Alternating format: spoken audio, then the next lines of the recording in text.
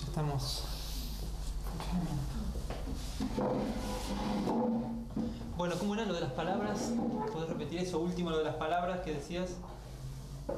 Las palabras. Las palabras a crear. Sí. Las palabras estaban agrupadas por familias, ¿no? Yo no recuerdo exactamente, pero siempre había una palabra que sintetizaba la reflexión de las otras 4 o 5.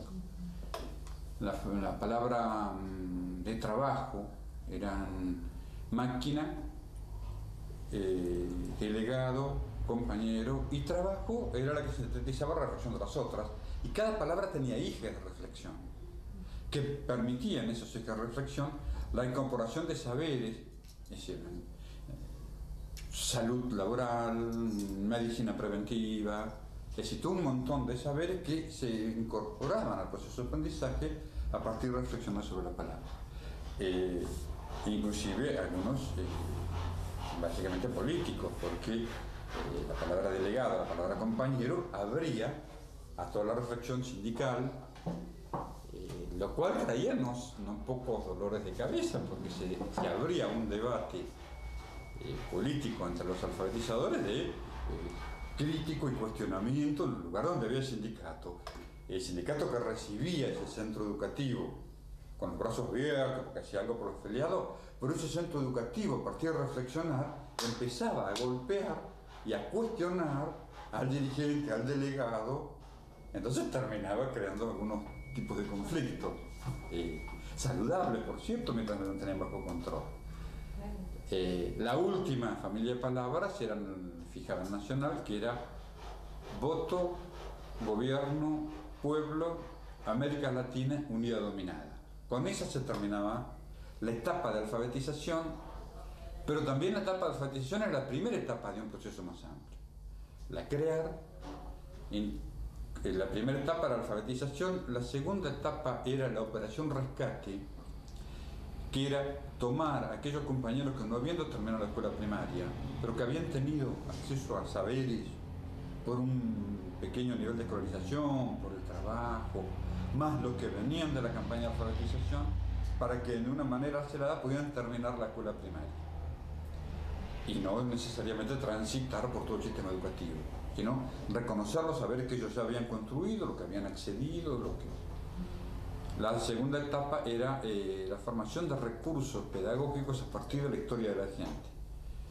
En estas 2 etapas se recuperaba la historia de la gente, leyendas, cultura, que era la operación Rescate Cultura Popular, y se transformaba en materiales educativos. Los docentes recopilaban historias, relatos, historias del lugar, que el centro regional procesaba y devolvía en forma de materiales educativos, en forma de lectura, para ir formando libros a un futuro. Y la última etapa era la operación Centro de Cultura Popular, donde estos centros, estas 3 etapas anteriores, se transformaban en centros educativos que manejaba la población, no tanto el sistema educativo, porque para romper con esto de que el alumno adulto viene a la escuela, no, lo que nosotros queríamos es que la escuela fuera donde el alumno adulto se constituya como un sujeto político. ¿Por qué sacarlo de su barrio, sacarlo de su lugar de trabajo, sacarlo de la mina, sacarlo de la iglesia? Inclusive nosotros trabajamos mucho con la iglesia acá. Por supuesto que estaba de Nevares como obispo y a mí me tocó presentarle todo el proyecto, que lo leyó minuciosamente, y cuando volví me dijo, bueno, yo con esto estoy de acuerdo, y aportó mucho. Había lugares donde la iglesia era un espacio de constitución de sujetos políticos, donde zonas rurales. Me acuerdo de un caso en Las Lajas, una población con el 70% del uniforme, la iglesia era... Me acuerdo que llegué a la iglesia y tenía un cartel de afuera el cura comunista. Ninguno, este me interesa. Entonces la CREAR intentaba que la educación ya no fuera que el alumno se trasladara a una escuela que generalmente está en un medio ambiente externo, que era una escuela pensada para chicos, como es hoy todavía, con banquitos chiquitos, con adornos para chicos, que lo hace sentir mal al adulto. para que la educación se sumara a aquellos procesos que el adulto tenía en marcha como propuestas de vida, y así donde se constituyera como sujeto político y contribuyera a constituirse como sujeto político. Esto por supuesto no terminó, solamente se terminó la etapa de alfabetización y se inició incipientemente en algún lugar la operación Rescate y se iniciaron algunas etapas de elaboración de producción de materiales, pero nunca se llegó a constituir los centros de cultura popular, porque, como decía hoy, las contradicciones que tenía el gobierno peronista estallaron y la CREAR fue combatida con política de contrainsurgencia. Los puestos al mando, muchos coordinadores provinciales fueron asesinados por las 3A, muchos lugares fueron acusados como se acusaban en aquella época, ¿no? ¿Cuál era el modelo? ¿Cuál era el modelo? Yo no sé si nosotros nos vivíamos con un modelo, yo creo que hay que recordar a partir de ahora, ¿no? Y uno corre el riesgo de no ser crítico. Yo creo que nos movía, primero habíamos descubierto a Freire a partir de la CREAR, y Freire en ese momento a nosotros nos parecía que expresaba lo que nosotros queríamos decir y no sabíamos. Al punto tal que apretamos seriamente a Tayana en una especie de insubordinación y dijimos, queremos capacitación. Tenemos gente muy joven, en aquel momento tenía 24 años, para asumir la responsabilidad de toda una provincia, y bastante irreverente, por cierto, ¿no? No nos paraba nada. Porque nos pensábamos que estábamos construyendo, estábamos en un proceso revolucionario y esto había que cambiarlo, no había tiempo de titubeos. Nos encontramos con Tayana, exigimos capacitación, pues sí, por supuesto, Tayana. Bueno, queremos que venga Paulo Freire a capacitarnos, qué soberbios. Freire está en Brasil, con 1000 problemas en Brasil, pero nosotros, Tayana, le decimos, si no viene por Freire, nosotros paramos todo. Es importante aclarar que Tayana tenía en este proyecto su proyecto mimado y nos concedía muchas cosas. Tayana dice, bueno, yo veo que puede ser, nos deja con su hijo. Grosso, que el coordinador nacional nos reta un poco, nosotros no damos bola, Grosso. Ya desconfiábamos de él en aquella época, no estábamos equivocados. Al poco tiempo recibimos una comunicación de viajar urgente, nos vamos todos a Buenos Aires, nos encontramos todos los coordinadores provinciales, en un salón de lujo, todo funcionando acá, era gordo. ¿Qué será? Nadie sabía qué pasaba. Aparece Tayana con un séquito de gente. Dice, bueno, ustedes querían capacitación. Sí, por supuesto, seguimos exigiéndola. ¿Ustedes querían que viniera el profesor Paulo Freire? Sí, por supuesto. Bueno, el profesor Paulo Freire. ¿Sabemos qué hacer? Nos quedamos. Freire, me acuerdo que hace preguntas, nadie abre la boca. Pero bueno, el modelo pedagógico fue mucho de Freire, al cual adheríamos afectivamente, no tanto críticamente. Freire decía lo que nosotros no podíamos expresar en palabras. Y el proyecto político era el que en ese momento encarnaba la juventud vinculada al peronismo, pero abierto, no todos los sectores que participaban en la CREAR estaban vinculados al peronismo. Había una mayor apertura y se incorporaban sectores que no provenían del peronismo. Lo que importaba para nosotros en ese momento fue la relación con la gente, cómo se relaciona con el pueblo, si está trabajando en el frente territorial, entonces a partir de allí había un debate, por supuesto, duro, como se discutía en ese momento.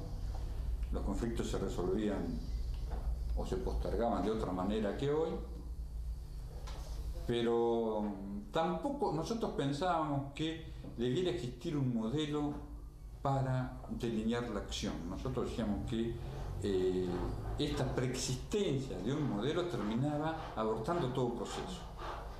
El modelo lo vamos haciendo sobre la marcha. Actuemos, construyamos, seamos críticos, paremos a reflexionar cada tanto, y a la medida que hacemos también el modelo. Pero como que trabajamos simultáneamente. Todo lo otro era sospechado de tecnocrático. Esto de que tuviera un modelo como un país de la línea, para actuar, era para nosotros tecnocracia. Yo sigo pensando que sí, es así. Hoy todavía estos juicios no me lo sacaron de encima.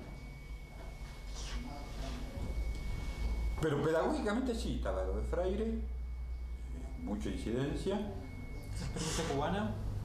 ¿La experiencia cubana? La experiencia cubana, pero no te olvides que la experiencia cubana no cuestionaba a Freire, ¿no? Por idealista. Mucho más tarde Cuba se va a reconciliar con Freire y va a ser una autocrítica. En ese momento nosotros, si bien adheríamos a la experiencia cubana, Freire ocupaba un lugar, por lo menos en el caso que yo conozco, un lugar muy importante. Y de la experiencia cubana nosotros nos nutríamos de material, bibliografía, teníamos la cartilla, pero el cuestionamiento a Freire no lo entendíamos muy bien, entonces lo dejamos de lado. Había experiencias en América Latina, había experiencias en Argentina, educación popular, había las experiencias de los anarquistas que durante la FORA lo primero que hicieron fue abrir centros educativos, las casas del pueblo. Todas estas experiencias nosotros recuperábamos, las experiencias de la primera etapa peronista, alrededor de los sindicatos que eran educadores. Después el sindicalismo fue dejando algunos de lado esta experiencia. Con algunas anécdotas, por ejemplo, una vez analizábamos un pedido, un marcachifle en una frontera durante la conquista del desierto, la mal llamada conquista del desierto, esa campaña militar contra los mapuches. Y veíamos con sorpresa que en el pedido que le hacían a marcachifle pedían Martín Fierro, pero muchos, o sea que alguien se lo leía y conservaban el Martín Fierro. También encontramos experiencia de educación popular con los caudillos federales, algunos más que otros, pero que todos tenían la preocupación de educar a sus tropas, de educar a sus seguidores.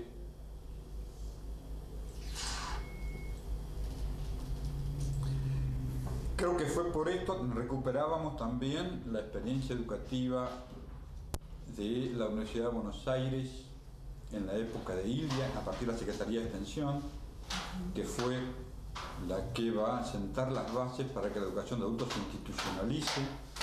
Se va a hacer una campaña de alfabetización en la época de Ilia, pero que nace a partir de la experiencia de Isla Maciel, guiado por la Secretaría de Extensión.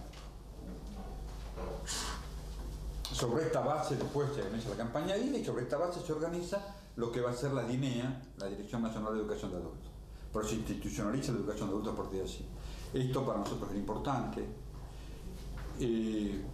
Teníamos también alguna bibliografía que yo recuerdo en esos momentos, una experiencia italiana del libro Cartas de una profesora, que fue una experiencia que se hizo después de la guerra en Barbiana, cerca de Florencia, donde un cura recibe a todos los chicos expulsados de las escuelas y estos chicos terminan haciendo un libro que se llamaba Cartas a una profesora, que todavía circula, todavía lo tenemos por ahí, guardado, escondido, de una experiencia de educación. En el momento el cura es un poco autoritario, pero que va a haber un proceso de educación popular. Y el libro Cartas a una profesora, me acuerdo que era un libro bibliográfico en ese momento. Pero como te digo, no teníamos entonces un modelo, nos nutríamos de lo que nos podía llegar a ayudar a resolver el conflicto que se afrontaba en ese momento. Inclusive metodológicamente era bastante ecléctico, ¿no? Cada uno se nutría de la crear, pero también ponía mucho de sí, había mucho artesanal en la construcción del proceso de aprendizaje. Lamentablemente no se llegó a hacer en nuestro país, por la represión, una sistematización de esta experiencia, porque nosotros planteamos que toda la educación venía mucho atada a conceptos teóricos que después se trataron de hacer en la práctica. Entonces nosotros siempre, si queremos educación popular, tenemos que hacer una práctica, reflexionar críticamente sobre esa práctica, elaborar teoría para volver a la práctica. Este proceso se va a interrumpir por la represión, por el desmantelamiento que se hizo. La CREA es una experiencia que se hicieron antes de la CREA, como en este caso de la experiencia del centenario, durante la CREA, que se hicieron por afuera, por distintos motivos, por problemas políticos, por problemas hasta a veces locales, de que el coordinador local no tenía una buena llegada a algún grupo, se produjo una ruptura y la experiencia seguía por afuera. ¿Qué recordás de la experiencia Centenario? ¿Cómo llega a vos?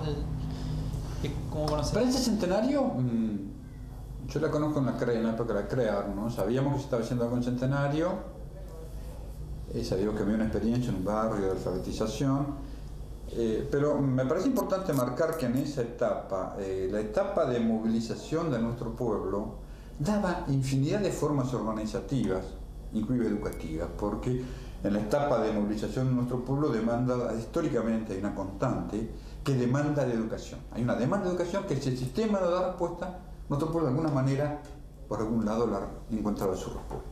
Entonces, en esa etapa de movilización había un montón de experiencias donde posiblemente la más acabada, la más sistematizada, era la de Centenario. Estas experiencias en el barrio Sarmiento. Porque había algunos docentes, porque había gente con algunos elementos teóricos, porque había una relación entre los líderes locales y los alfabetizadores muy fértil, que fueron capaces de incorporar. Creo que lo más interesante, posiblemente cuando se habla de Centenario, fue el trabajo que hace Raúl Rodríguez, de tener la valentía en ese momento, meterse con una cámara, que no es esta, ustedes saben que la cámara, y tratar de moverse dentro de un aula hasta llegar a un punto que pasa a ser parte del escenario y los alumnos no le prestan atención. Me parece que para ser alguien que no sabe educación, que no conoce pedagogía, no tiene obligación de conocerla, creo que fue un aporte muy sustantivo porque dejó un testimonio que de otra manera hubiese quedado en la memoria, en el relato, y siempre o se olvida o se tuerce por uno o para el otro. Entonces, en todas estas movilizaciones, cuando llega la CREA tiene como objetivo fundamental tratar de recuperar todas estas experiencias, incorporarlas, articularlas y darle apoyatura técnica, metodológica, hasta algún incipiente económico, porque había una pequeña retribución muy mínima para los alfabetizadores. Muy mínima porque se trataba de hacer sobre la base de la militancia. Entonces se convocaba alfabetizadores, pero sabían que lo que se les daba era una retribución más que nada para gastos de movilidad, que ni siquiera creo que alcanzaran. Era muy mínima. A pesar de ello, sobraban alfabetizadores. Sobraban y nos dábamos lujo de seleccionar, capacitar, seleccionar, y decíamos, bueno, en esta etapa vamos a esperar. Allí es donde tomamos contacto con Centenario, para conocer su experiencia. Inclusive quien coordinaba esta experiencia de Centenario va a ser designada coordinadora provincial de la CREA, que por algunos problemas que planteó un sector de la conducción de INEA, pues ella se va a quedar como coordinadora del centro regional para la formación de los alfabetizadores, para capacitar, para formar los alfabetizadores, tanto Río Negro como Neuquén. Inclusive el centro regional atendía toda la Patagonia. Entonces la experiencia central va a quedar vigente así y se va a aprovechar de su experiencia como modelo de capacitación para otros centros que no habían tenido una etapa crítica en el proceso de alfabetización. Es lograr la organización y el compromiso de la gente de asistir y romper con el mito de que ellos no son capaces de aprender a leer y escribir. Esa es una etapa muy importante. Una vez logrado eso, el proceso de alfabetización va a inquirir dinámicamente. Pero lograr esto era posiblemente la inexperiencia más grande, sobre todo porque había mucha tentación de algunos sectores de utilizar el nucleamiento de la gente para hacer trabajo de tipo político y no enseñar a leer y escribir. Entonces allí se terminaba desmembrando el grupo. O enseñar solamente a leer y escribir, entonces se produce una práctica tediosa, aburrida, y también se desmembra el grupo, como lograr este equilibrio. La Provincia del Centenario va a incorporar, va a ser tomada como modelo, tanto a partir de Elsa como de los que eran alfabetizadores, como Monona, como Fermina. Y no casualmente todavía hoy, con Monona, con Fermina, nosotros tenemos una vinculación. Fermina trabaja en formación docente todavía, bueno, va a ir a la universidad, va a terminar licenciatura. Yo sé ir a sus cátedras, con un seminario sobre educación de adultos, y compartimos el espacio de la lucha sindical, la lucha gremial. Su marido es el actual secretario general de ATEN, yo fui el anterior. Pero bueno, la experiencia Centenario la toma la CREAR y el Centenario aporta la CREAR toda la etapa de formación docente. Inclusive, yo la película la vi allí, la película de Raúl, o charlamos con Raúl como había hecho. Después esa película quedó ahí, lamentablemente, bueno, vino la represión, vino el golpe de Estado, pero ha quedado unos documentos más interesantes para poder analizar y ver que ya en aquel entonces había gente que se movía detrás de una utopía educativa. ¿Cuál era tu cargo en...? ¿Mi cargo? Sí. Yo fui coordinador provincial de la CREAR. Era responsable de la etapa... La CREAR tenía dos coordinadores provinciales, un coordinador provincial y un coordinación pedagógico. Entonces el coordinador provincial era el encargado de toda la organización y toda la etapa organizativa, la etapa de equipamiento, hacer las láminas, y el coordinador pedagógico era el encargado de asesorar, consultar y dar capacitación. Estaban los dos coordinadores provinciales, debajo había coordinadores regionales. En cada región que se establecía había un coordinador que tenía contacto con el pedagógico y con el provincial. Y después estaban los coordinadores de base, que eran los alfabetizadores. Como coordinador provincial integraba el centro regional de la universidad, donde había un equipo, ahí sí técnico pedagógico, para levantar la demanda de todas las provincias y dar respuesta tanto en la formación teórica como en la elaboración de materiales de lectura, materiales de láminas, que fueron regionalizadas, porque estas láminas eran nacionales, las hacía Nación y las mandaba a todo el país. Pero cada provincia podía regionalizar y hacer su propio material. Entonces, yo fui coordinador provincial de la CREAR, después trabajé en el Centro Regional CREAR, hasta que después la CREAR es, como decía recién, desarmada con política de contrainsurgencia. A partir de allí trabajaba mucho con Elsa, porque era con la cual íbamos a capacitar a toda la provincia de Neuquén. ¿Cuánto tiempo duró la experiencia esta? ¿Cuánto fue? ¿Desde el 73? Yo creo, no sé, igual durar un año. Toda la etapa previa, toda la etapa de formación.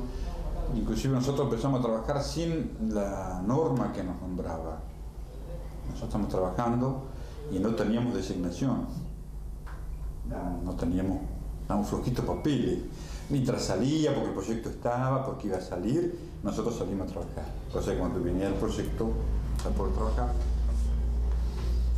Hasta que al final sale la resolución y un gran espaldarazo lo va a dar cuando la CREAR fue decretada prioridad nacional por el Poder Ejecutivo y el Poder Legislativo.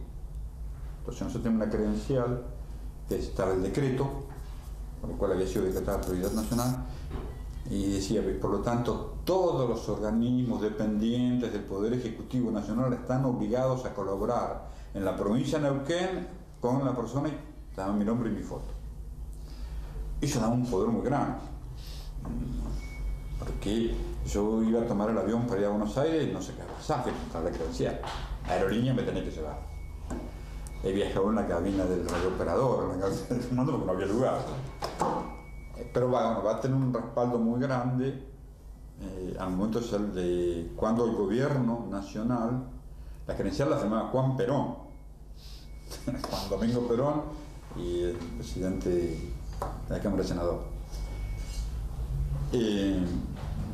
Pero también va a desatar toda la reacción de los grupos de derecha en que estaban en el gobierno, que no les gustaba esto. Freire para ellos era subversivo, entonces usar a Freire y andar haciendo esto de escuelas en los barrios, en las fábricas, más, como decía recién, en algunos sindicatos se genera un rasquemor porque los grupos de educación empiezan a cuestionar la burocracia sindical.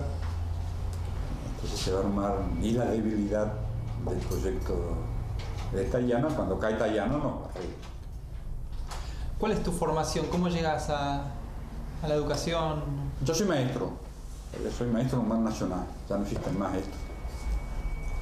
Pero yo nací y me crié en el campo y había trabajado de joven en la Federación Agraria en la etapa de formación y capacitación, FAJAC. En el año 70 yo vengo a estudiar a Neuquén detrás de una beca, que después esa beca no aparece como tal, y era muy insuficiente, y entonces me dedico a trabajar en educación de adultos. ¿Por qué? Porque educación de adultos era menos tiempo y me permitía estudiar. Pero a medida que empiezo a trabajar en educación de adultos empiezo a entusiasmar y en un momento pude dejar la educación de adultos y sin embargo no la dejé. Cuando vino el proceso de la CREAR, bueno, había alguien que tenía legajo en adultos, que sabía algo de educación de adultos y me ofrecen ser coordinador provincial. Yo no acepto, como se resolvían las cosas en ese momento, no acepto, yo quiero estudiar, quiero... tenemos reuniones con la gente que manejaba esto, yo fundamento por qué no. Entonces yo me dice, bueno, está bien, vos no, da un nombre. Y tenés un nombre que puedo cumplir con este proyecto. Y no sos vos, ¿quién? Nos juntamos entre 48 horas. Por el tiempo yo no tenía ese nombre. Y ahora fui y digo, mirá, no, yo no, pero el nombre no lo tengo, no se me ocurre quién puede ser. Y dice, bueno, mientras hay tiempo, democracia. Cuando no hay tiempo, centralismo democrático. Dejás esta noche a conversar y asumís. Ya me voy a designar. Se discutió, se debatió por lo que yo pudiera presentar alternativas, ya estaba la asignación. Y bueno, no me queda otra, acepto y me pongo a trabajar inmediatamente. Prácticamente esto me lleva a parar todo lo que estaba estudiando, lo poco que estaba estudiando. Perdón, ¿el zumbido es del micrófono o del audífono? Sí, no, mis audífonos. Tenía miedo que haga interferencia, digo, no, entonces está... No moleste. Que no te moleste. Que te estuviera haciendo mal. Claro, se acoplan y yo no lo escucho porque claro, está bien. Y ahora, ¿cómo ve la educación para adultos comparada a la experiencia, la movilización que tenía la gente en el 70? Yo creo que la educación de adultos nació como una educación reparadora, compensadora de lo que me ha dicho la escuela primaria. Entonces terminó siendo una caricatura grotesca de primaria. En nuestro país, lamentablemente, la escuela primaria adultiza al chico, lo trata como un adulto y le pone normas, lo evalúa, lo reprime, le quita la creatividad que el chico tiene a partir del juego. Pero la escuela para adultos infantiliza al adulto, lo trata como un chico. Entonces no podemos resolver esto. Yo creo que la educación de adultos hoy está más, dicen, vinculada al mundo del trabajo. Esto es una estupidez, porque la escuela no va a generar trabajo, no es su misión. Me tiene que generar trabajo en Ministerio de Economía a través de proyectos determinados. Pero se utiliza la educación de adultos para bajar los costos laborales. Detrás de estafar al alumno se lo llama hacer capacitación. Yo siempre planteo un ejemplo.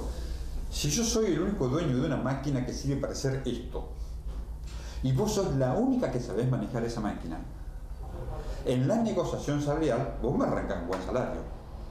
Ahora, como yo soy un empresario moderno o postmoderno, llamo al sistema educativo y yo le ofrezco mi empresa para que hagan pasantías y formen 20 más que sepan manejar esta máquina.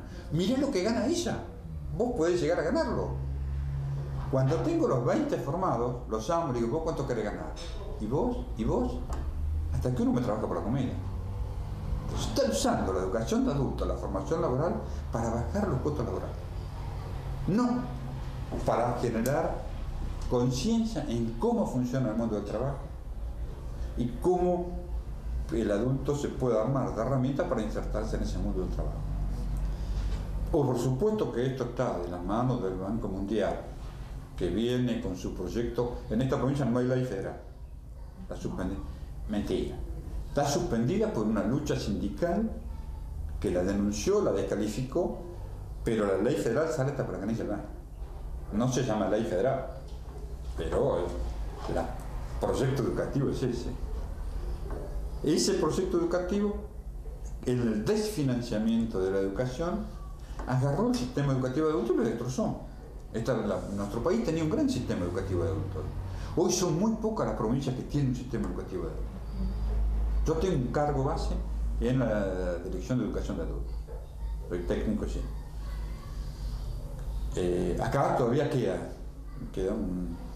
una planta de unos 800 docentes de educación básica, tiene formación profesional, todavía hay educación de adultos. Pero en otras provincias no quedó nada. Por supuesto que la educación de adultos no va a resolver su conflicto si no se resuelve el conflicto educativo en general. Y para resolver el conflicto educativo en general, primero yo tengo que, como decía Tamarí, el docente de Luján, dar respuesta a 3 preguntas. ¿Qué escuela queremos? ¿Para que forme qué ciudadanos? ¿Para qué país? Mientras no tengamos estas 3 preguntas, el sistema educativo anda al garete. Porque hoy se forma para un determinado país. No se forma para un ciudadano, sino para un consumidor. Se forma consumidores, pero no ciudadanos. Y la escuela está manejada con criterios de empresa, para colmo deficiente.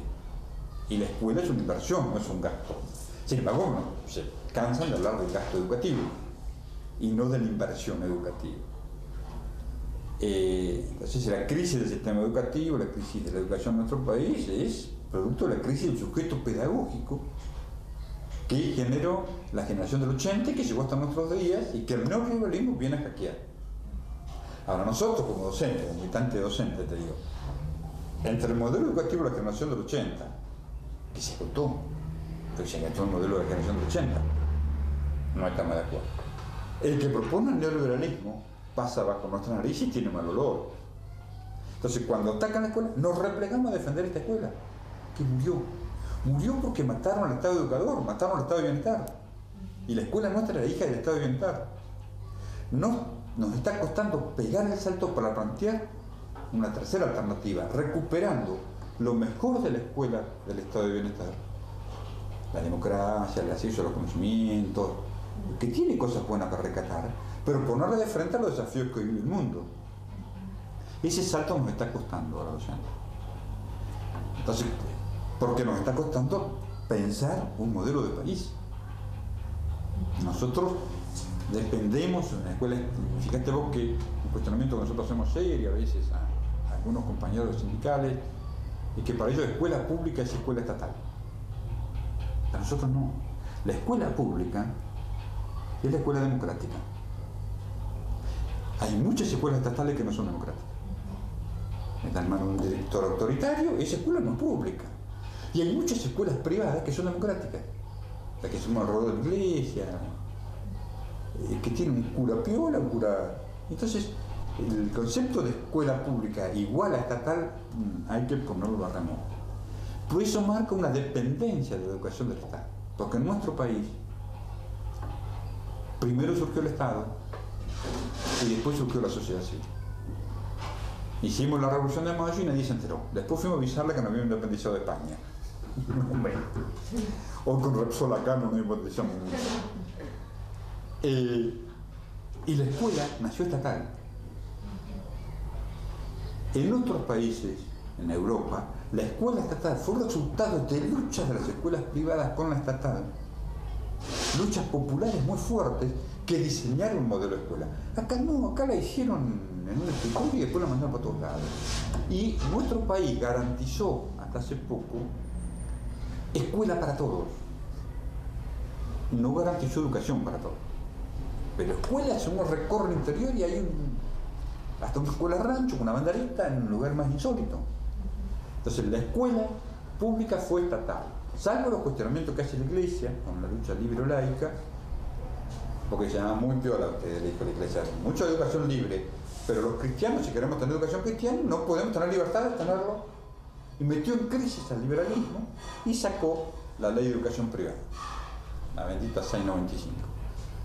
Nosotros decimos que la ley con sotanas, porque le echaron los culos.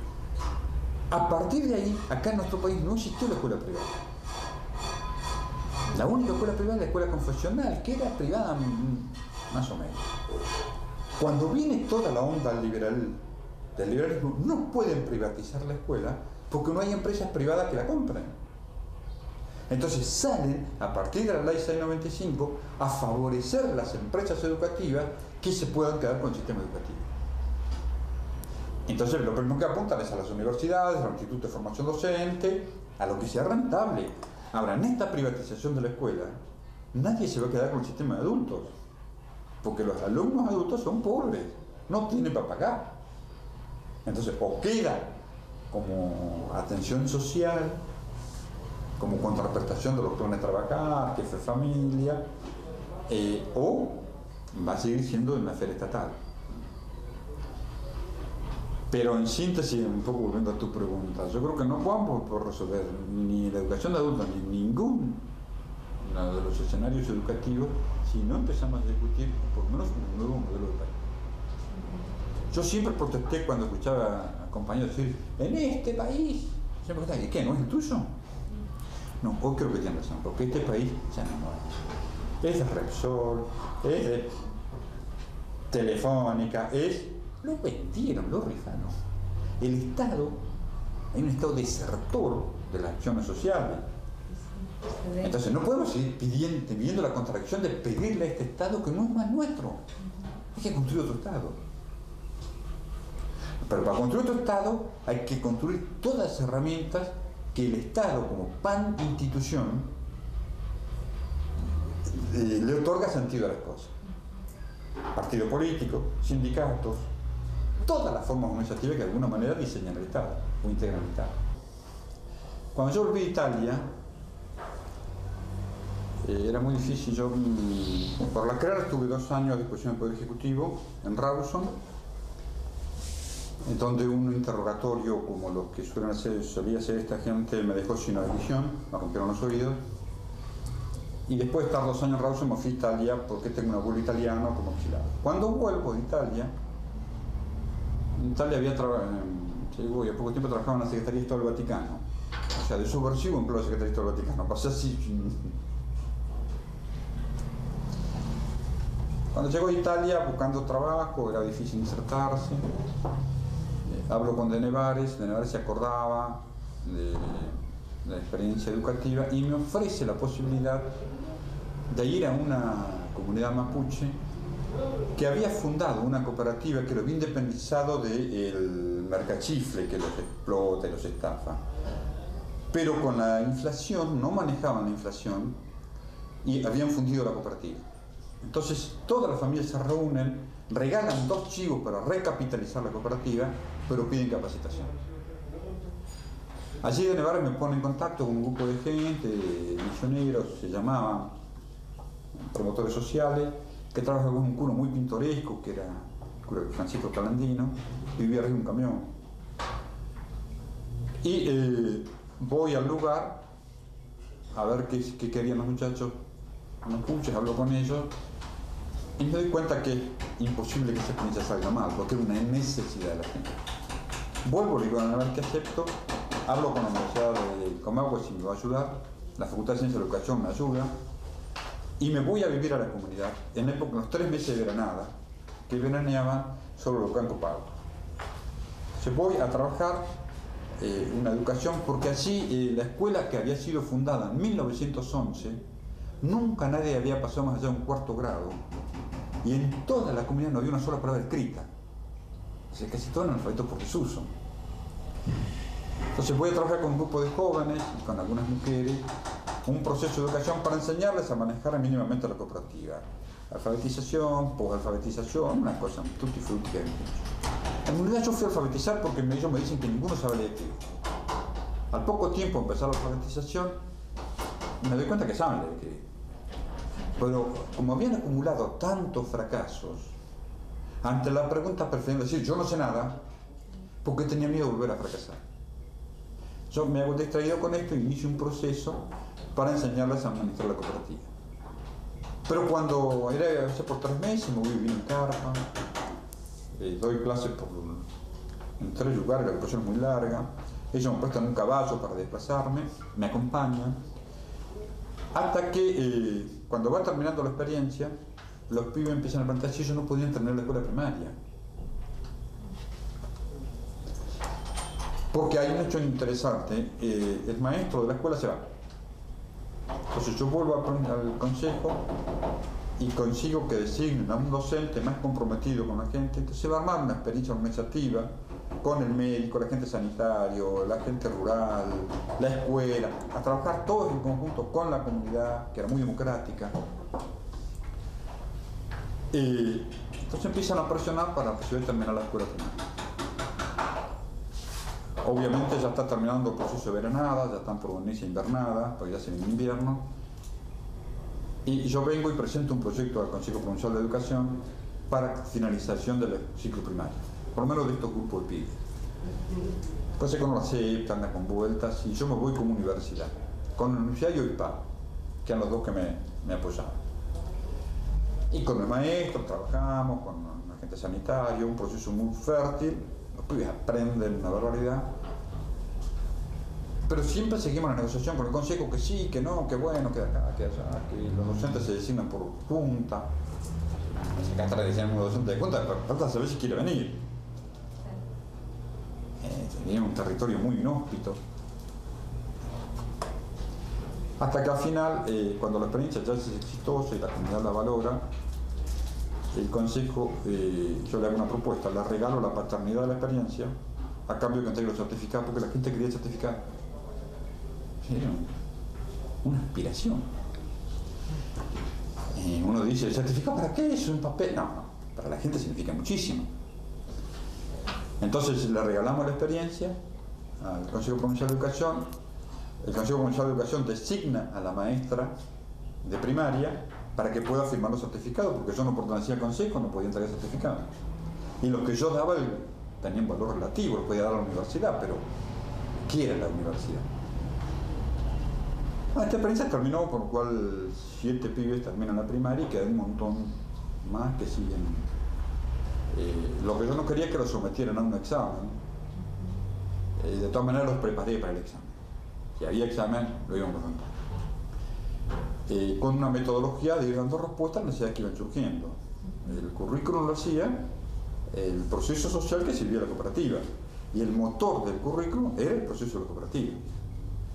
Entonces un día una cosa, mañana otra, no tenía un desarrollo, trataba de respetar una correlación entre saberes, pero parábamos la clase y salíamos a hacer otras cosas. Y más el proceso que va a vivir la escuela, que a partir de que el maestro hace un proyecto de que la escuela no sea rígida, sino que acompañe a la gente en su proceso de transhumancia. Las clases empezaban cuando venía el último poblador de veranada. Se cerraban cuando una helada se junta con la otra, es decir, cuando hay 0 grado permanente, entonces no se puede andar porque está todo el terreno helado. Hasta que volvió el buen tiempo. Se paraba para la aparición, porque como la chiva tiene un mal proceso de ahijamiento, mientras está teniendo cría la chiva, Los chicos están cuidando a los chivos. Y se cerraba cuando la primera familia se iba a Veranada. A Veranada se iba con 2 trailers, donde funcionaba la escuela, y seguía el proceso educativo, no era otra escuela. Con este proceso aumentó la matrícula una barbaridad, aumentó la presencia en clase una barbaridad, la gente empezó a tomar la escuela como propia. Hoy Uncal tiene una escuela muy grande comparado con lo que tenía en aquel momento, y al cabo de 2 años también tiene la primera promoción de egresados de primaria, en 75 años. Y estos chicos inclusive van a intentar seguir el secundario en el pueblo.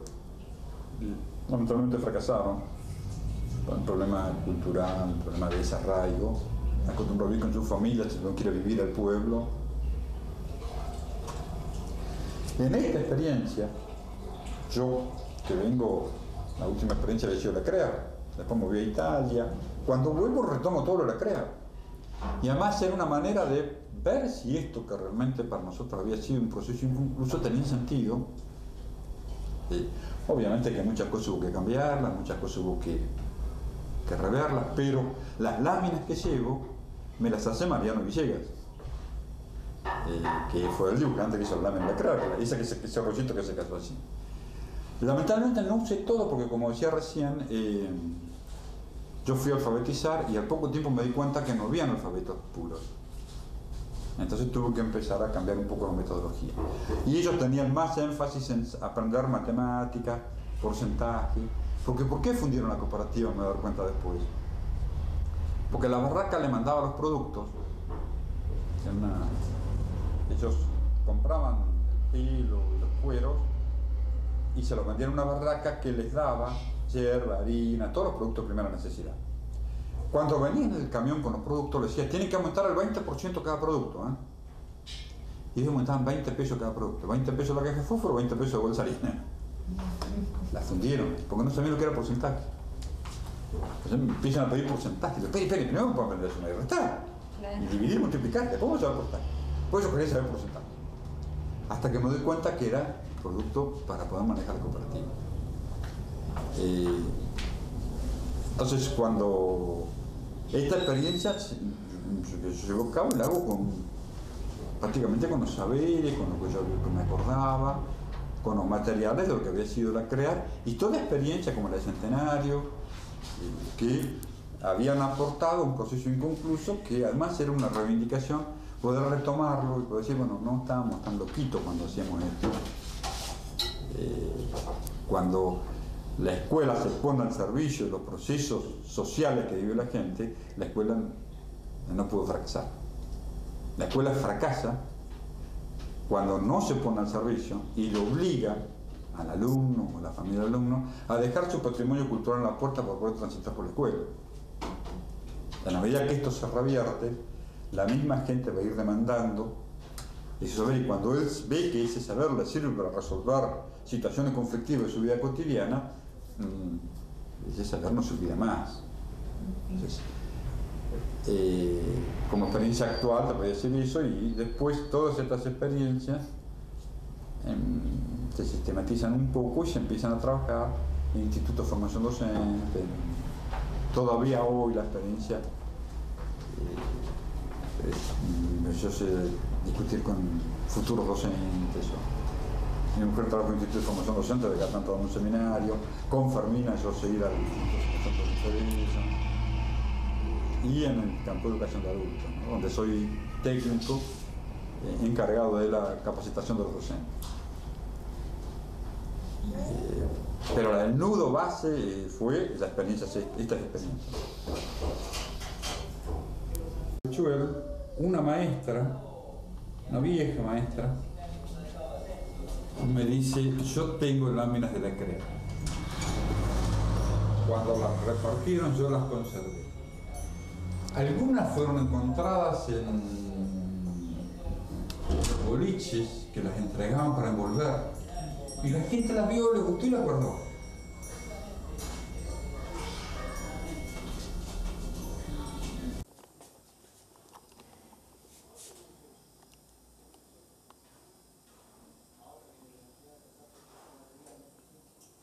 Bueno.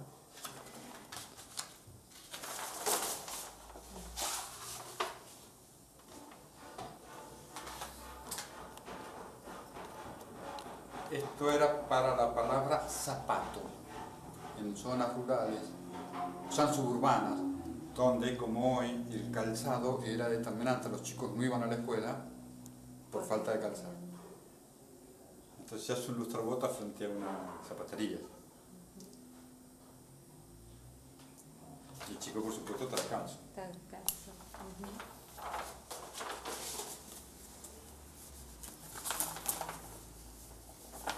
No, esto es un protector. Estas son las láminas que me hizo Mariano cuando yo fui a un cal.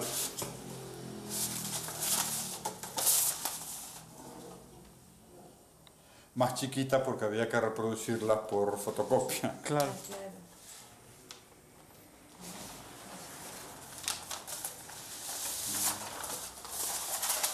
Esto es agua.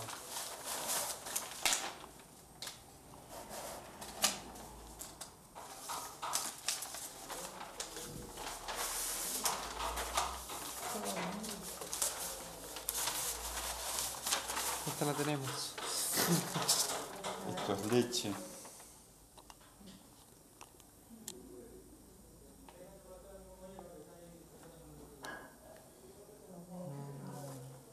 ¿Listo? Ahí está. Esto es viento. El viento sopla en esa zona y produce un desequilibrio ecológico terrible, porque vuelan hasta las piedras. Terrible, ¿eh? Bueno.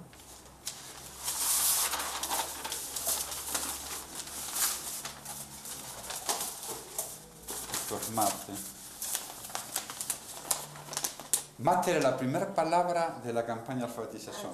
Ah, eso nos había dicho él. Tenía dos ejes de existencia. El mate como subalimentación, Claro. como la gente reemplazaba la comida por mate, y el mate como vínculo social.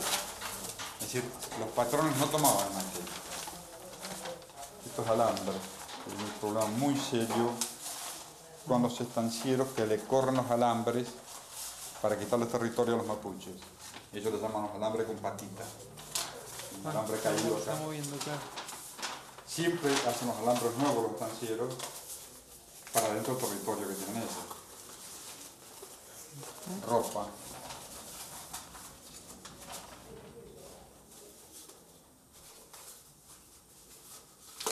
Bárbaro.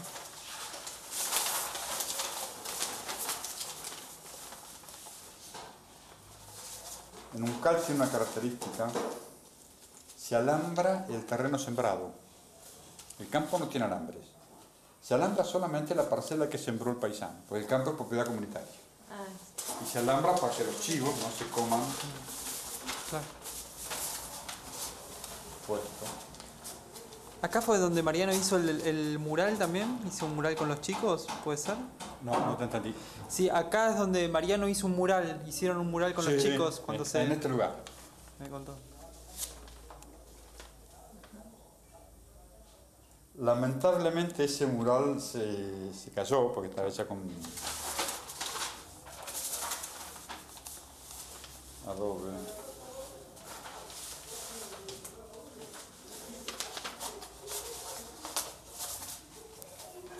Bárbaro.